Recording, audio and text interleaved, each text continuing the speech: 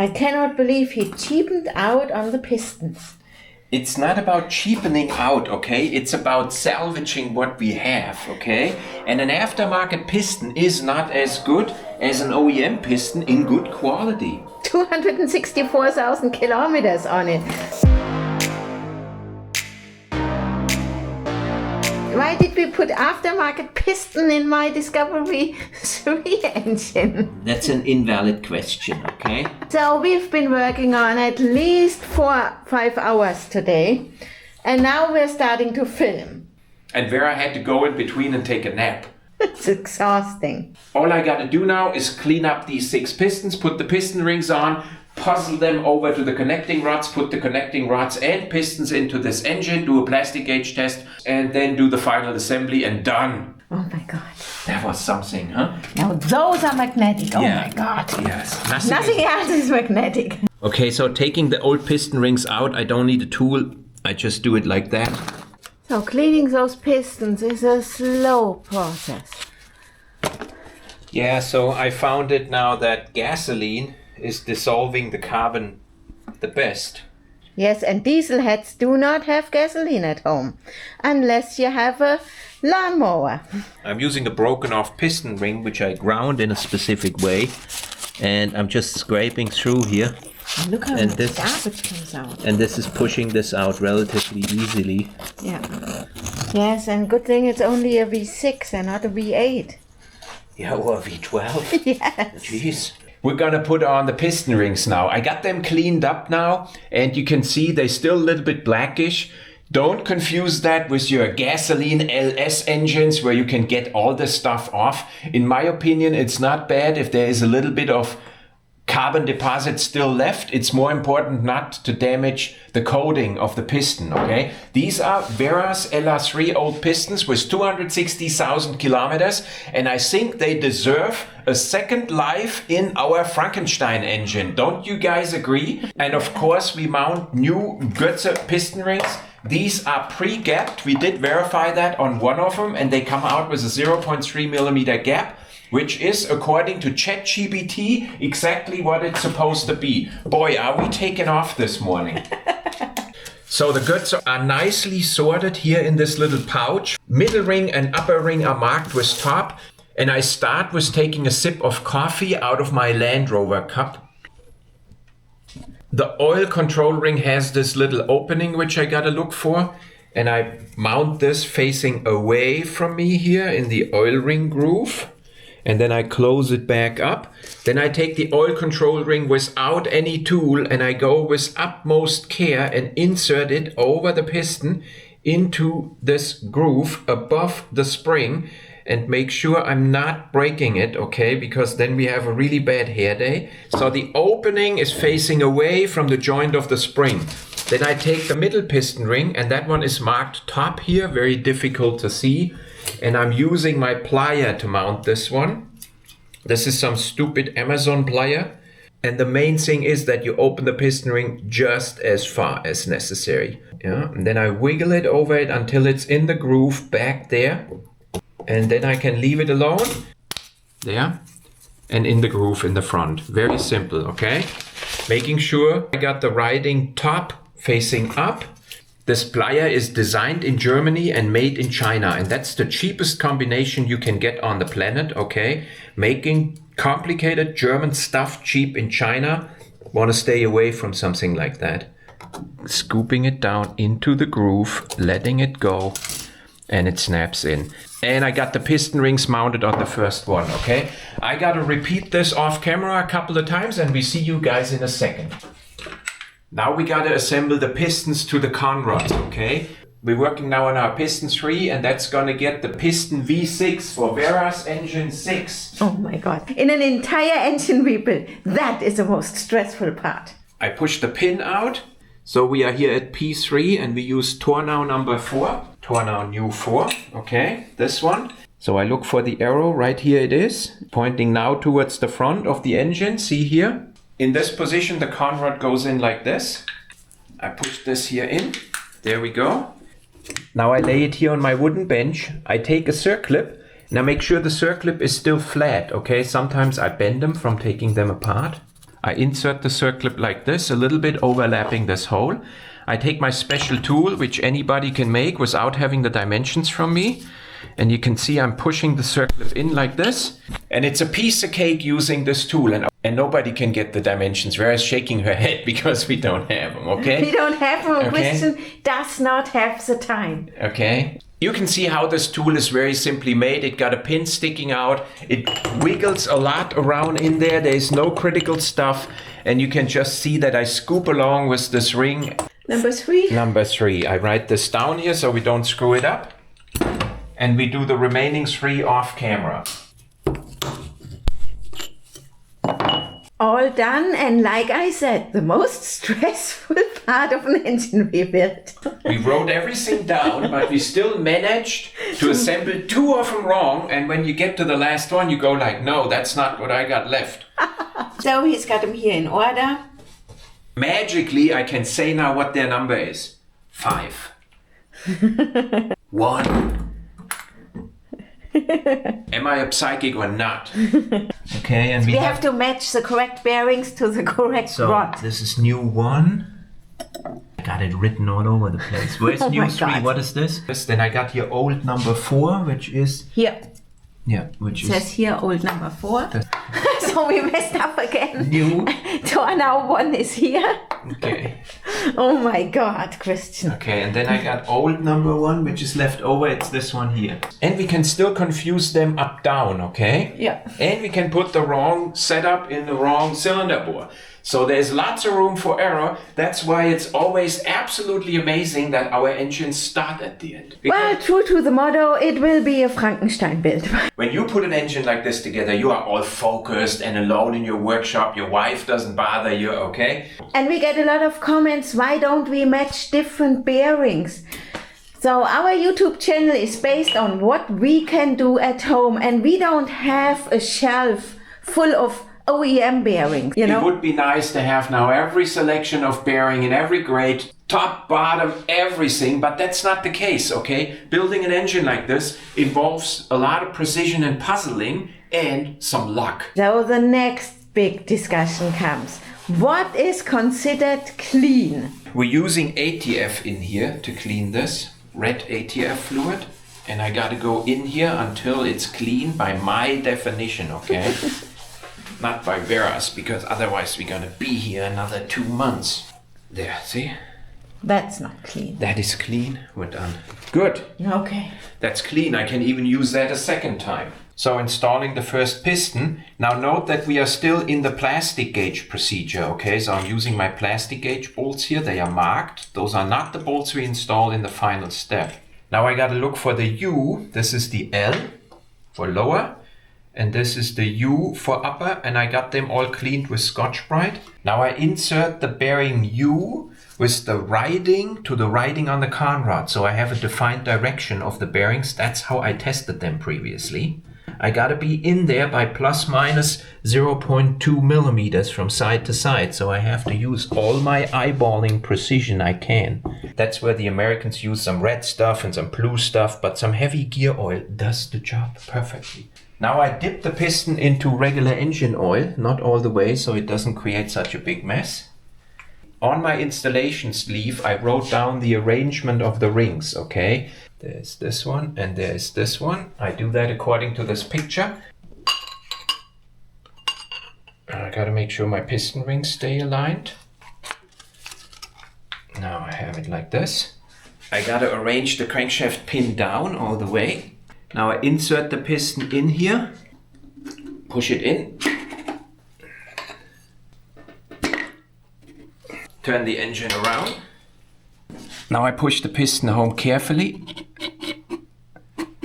so it goes onto the rod. Now the plastic gauge test. So I put some silicone grease on, insert the lower bearing into the shell with the riding to the riding, and make sure it's sitting in the center nicely. With the bearing installed, I'm using my plastic gauge bolts, and I gotta make sure I orient the riding to the riding on the correct side. Put the cap over it and hand tighten the bolts. Okay, seat them lightly, torque to 20 Newton meter, And we torque to 90 degrees with a minimum torque of 45. So we want to hear a click. Good. Undo everything we did without moving the crankshaft.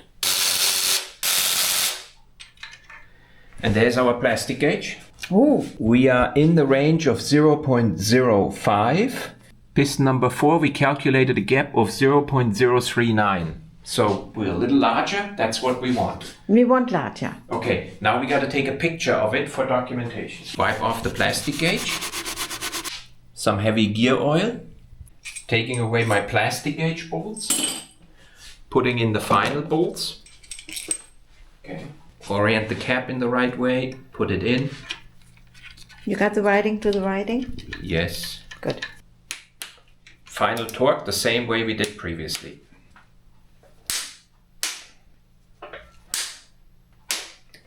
And done. And we check that nothing is binding up. And that's looking good. So the final test is always the torque to rotate.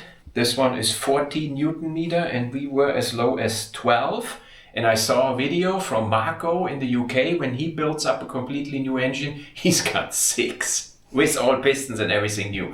He says it's the honing what makes the big difference. And we just do our cleanup hone. We got now the old pistons, we got new piston rings, we have a crankshaft which has 0.018 run out, okay, 0.025 is spec, and we have an engine which is not line bored as a whole, it's line bored in stages. I guess this is the best we can get it. Hopefully our Frankenstein engine is gonna run.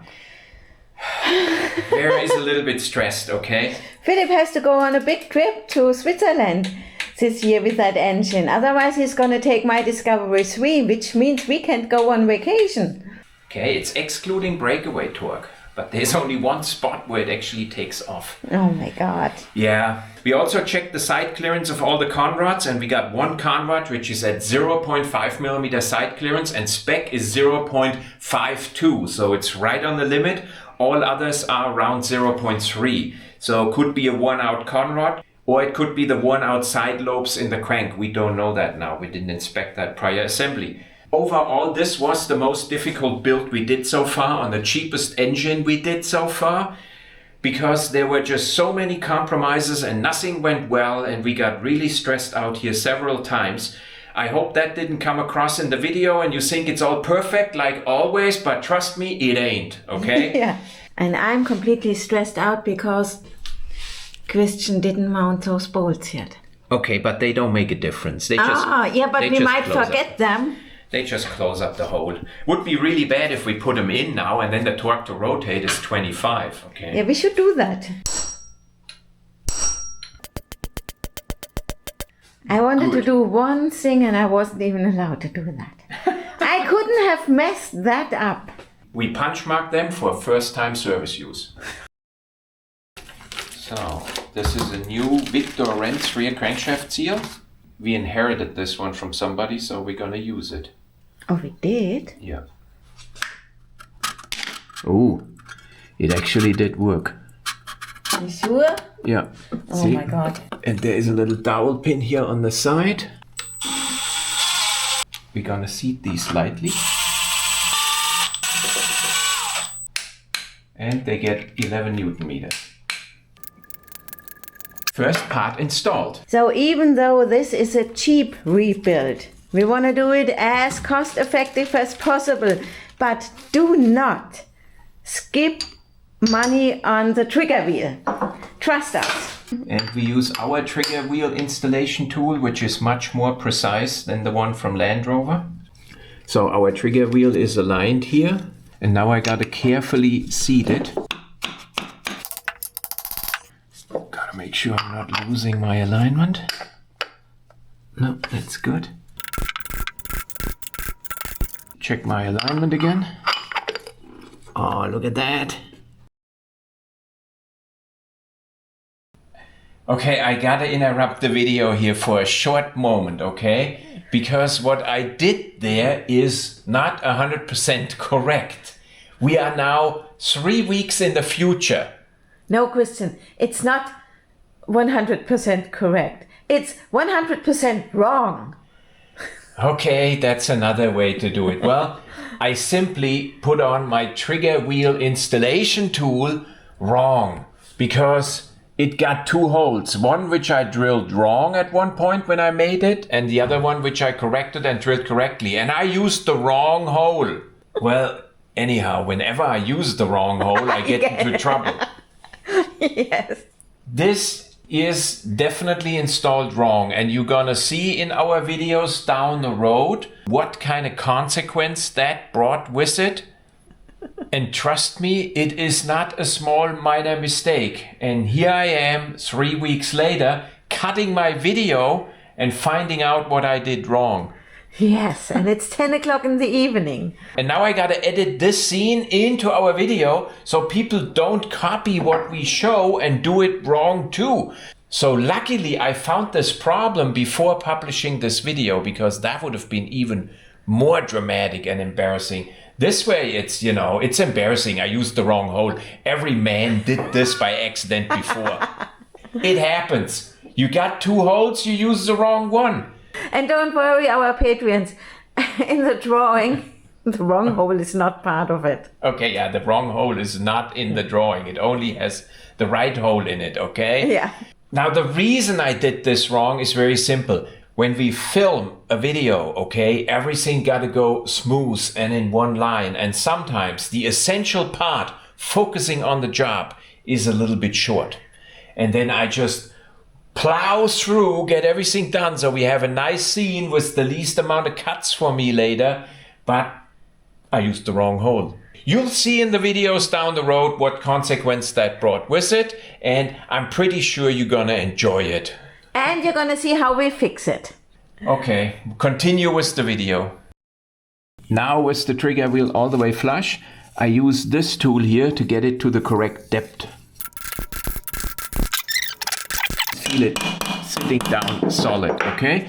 This is a perfectly installed trigger wheel, okay?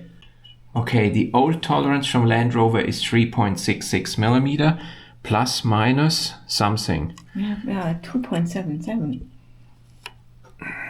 Oh, 3.6. 2.8. Yeah. 2.9. So the tolerance for the seating depth of the trigger wheel is 3.66 plus minus 0.4 millimeter. So we got it on, and here's our dimension: 3.54, 3.6, 3.4, 3.46. So now it's in spec. In German precision. Yes. Always test your crankshaft trigger wheel sensor if it comes from an unknown engine and you don't know if it was working. You do that over an old trigger wheel on your lathe in your kitchen. You got it hooked up to 5 volts, and you got to use a 4.7 kilo ohm pull-up resistor. There's your trigger wheel signal. It's perfect. It got to have 5 volts using that pull-up resistor. And if I zoom out, I want to be able to see the missing flank here going by. I freeze the picture. Right there is the flank. Now I can zoom in, and I want to see one sine wave skipped. Exactly the case here. So this is all good. I can use my sensor. Edgar, thanks for this oscilloscope. It's really awesome. So you missed out my testing effort on the trigger wheel sensor in our lathe. And we can install it, and it's for sure not gonna cause us a problem. It's like just about everything else that engine has to offer, which will cause a problem. 4 Newton meters, cluck cluck.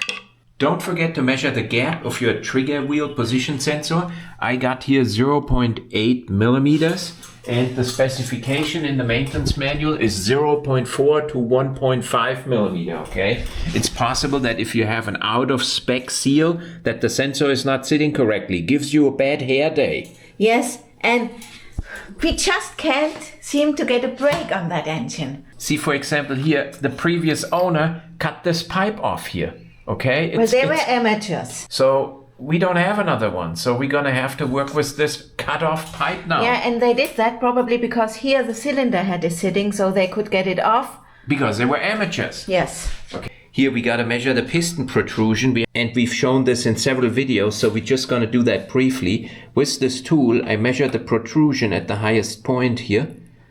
Okay, and that's my reading 1, so 0.59. And now I gotta go on the other side and read this one too. And that's 0.61. 59. Yeah. And 0.61. Okay. And we got to do a second measurement in this position, and then we have the first bank done. Oh yeah, here. So our spreadsheet calculates a grade 2 gasket for cylinder bank 1, and now we got to do bank 2. 0.62 on the last one. So this is bank 1, this is bank 2, and you can see it calculated a grade 2 on each bank, which is nice. We also have very little deviation in between the pistons when they up. So they allow 0.6 and we got only 0.05. That means our connecting rods and our pistons have the same length and the crankshaft is straight inside the engine.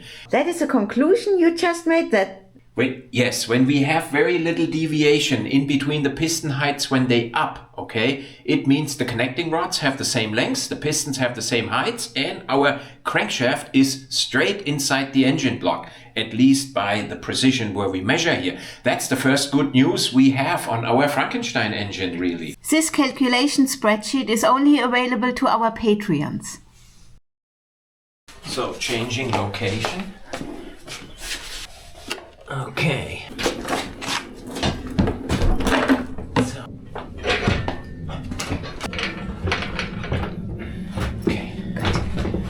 It's in. Awesome. Okay, thanks, Robin. First part we install is the block water connection. This part here is now almost 20 years old, and we replace it with a brand new one from Land Rover. Except I stole the O-ring off this one another time, and I bought the O-ring now separate, also from Land Rover. Yeah, Okay? OEM. So now this one is back in shape. This is a brand new part. Bit of grease. And no, we don't use silicone grease, because we had bad experience with this. And the water block connection goes back on here. And we use our tiny Milwaukee out of Las Vegas from Arthur. Yes. 11 Newton meters. Okay, next is the oil pump.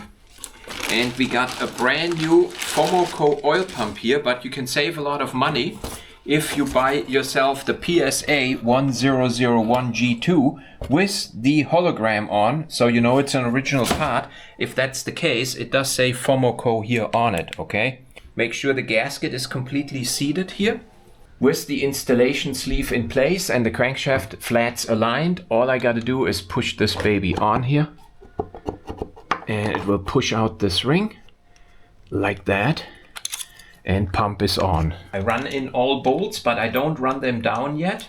With all bolts finger tight, I line the pump here to be even, and here even. I can clearly feel this. And now I turn down the ones on the former dowel pins, which are these here, even if there are no more dowel pins in the pump. Ah. That's pretty good. It's 0.2 is the tolerance. That's good. Okay, you move on even if your wife isn't happy. Now with these two seated, I can seat all the rest of the bolts. Now I torque them with 11 Newton meters all the way around. And installing the crankshaft seal. All I gotta do, completely dry, push this on here and give it some time when I push it over. Don't force it, okay? So the seal can widen. And I got this all nice and clean, of course. Like this. And then I use my installation tool and seal is in. I'll give it one more tap. Okay, one more loft tap. Installed about 1 millimeter under flush. Installing the crankshaft pulley wheel. And we use a brand new Land Rover bolt. Like this. Tighten it lightly. Oh yeah, I got it on the wrong side. Oh. That was smart. First stage is 100 Newton meters. That's it. 90 degrees.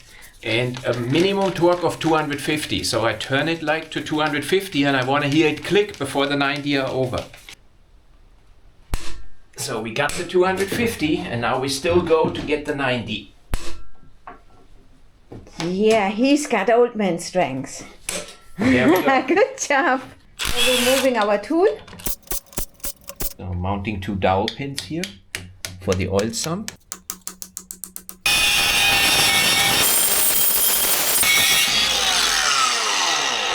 So this is a nylon brush, and the BMW guy out of Frankfurt used it. It's really great for some aluminum seals which are not that critical.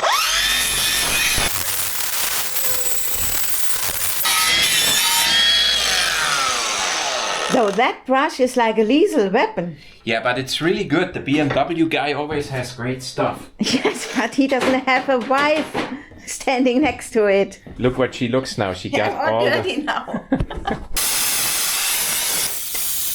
Oh my God.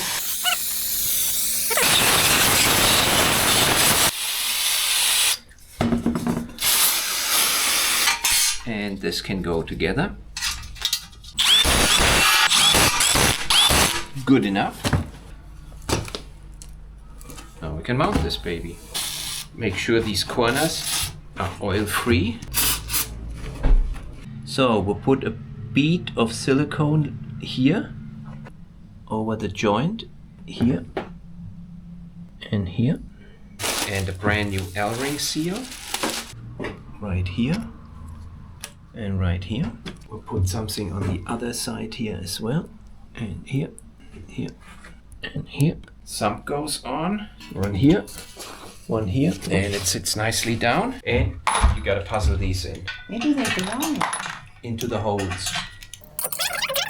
Ones into the shallow holes. I don't see any holes.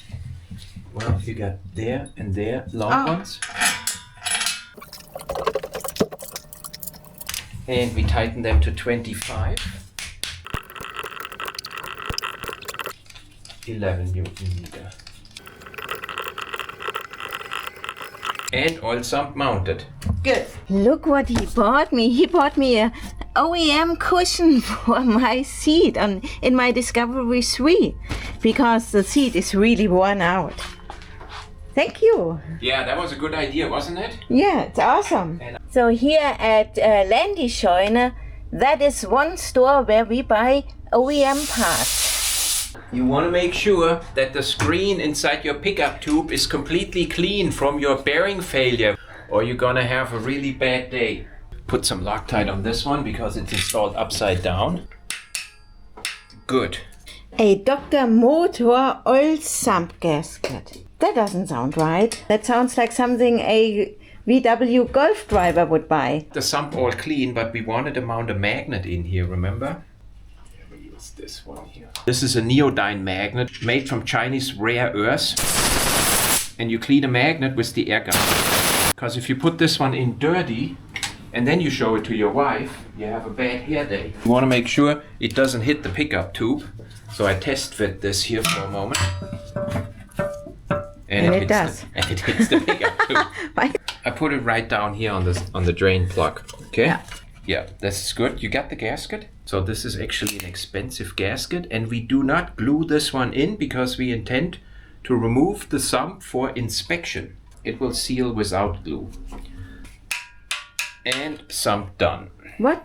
No, those two. Replacing the sump bolt. Because it's corroded and ugly, and she's got a nice new one with a new seal. 25, click, click. Good. All done on the lower end. Stuff goes in here. Oh my God. Now the stressful part begins. And fuel pump mounting bracket. And the Milwaukee tightened this perfectly. Good. And the high pressure fuel pump goes in here. And done. That's how you cause a major oil leak. Yeah, amateurs, okay? Amateurs. Sheared off the seal here. Yeah. See also here over the full length it's pinched? Yeah. Amateurs.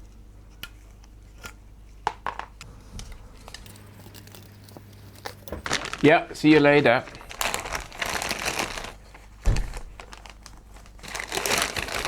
So she's leaving me to go shopping, taking our Prince Charming.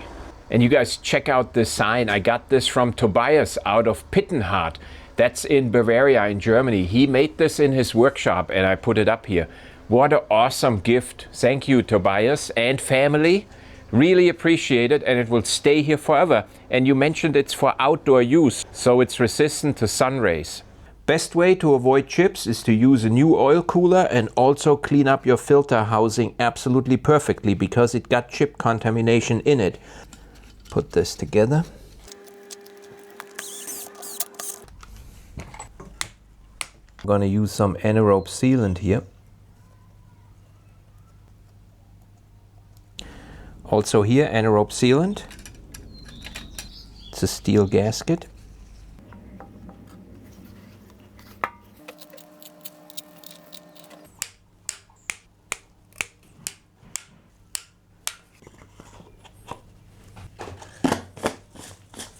Anybody knows why this filter is only in one cylinder head and not in the other one?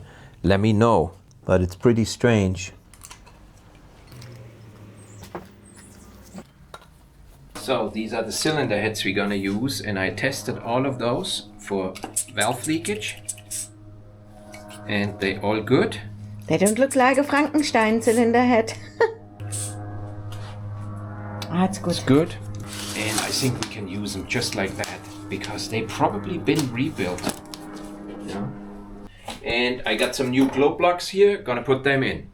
You got new glow plugs? Yeah, from Fabian. Remember we took them out of his car? So you didn't get new glow plugs? All the glow plugs I had, 6 here and 6 on the Jaguar engine, were all bad. So I looked around for like 45 minutes looking for the ones from Fabian.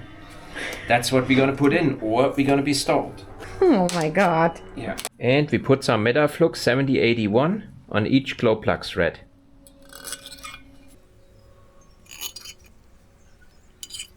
Make sure you got a piece of cardboard underneath. And they get no more than 10 Newton meter. I wonder if we had knock sensors on here. I don't remember. And wiring harness goes on. And brand new L-ring gasket goes on.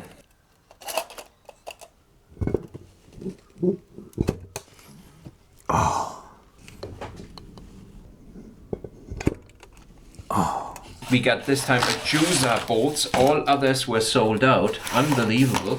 Like everybody needs bolts for this engine, like they fail all the time. So, I applied lubrication, okay? Even though it says in the manual, they are pre-lubricated, but they're not. And I also put lube under the bolt head.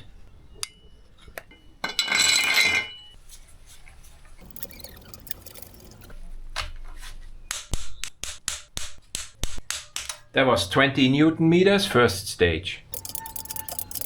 40 Newton meters, second stage. Ooh, not quite right. And 80 Newton meters, third stage.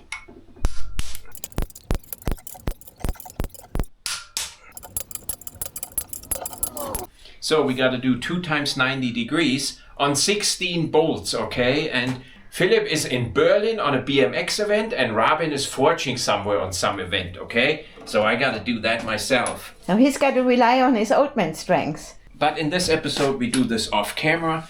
7 and 8 on second 90. Okay. So now they're all upright. Oh, this one is a little tighter. That's okay. Okay, get the second one into the horizontal. Okay. No. This way I'm using all my weight and I'm actually pushing this thing up and not in addition down so it doesn't break off the Chinese mount. It almost feels like the Juicer bolts are not as solid as the Spicer bolts we used to have.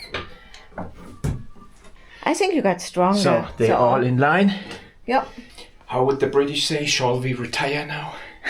For today. Yeah. So I want to install the flex plate here. This way I can run the engine with the starter motor down the road. I only gonna tighten the bolts here temporarily. Yeah, and I always use new bolts for the flex plate. They're not expensive and they get stretched quite a bit. Before tightening the flex plate, it's important you put your crankshaft locking pin here into the side. The dimensions are available on our Patreon page. Now I rotate the crankshaft against it. That makes it 30 degrees past top dead center. With the crankshaft in this position, I can insert my timing pin here into the starter motor aperture. Now I can take that wiggle out of the flywheel and tighten it.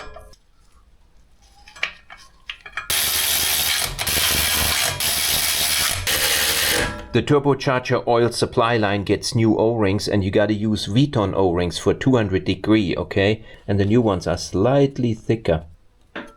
Yeah, that fits nice. Click, click. This was our short plug assembly. Next week we're gonna put the engine back together to be complete and ready to go.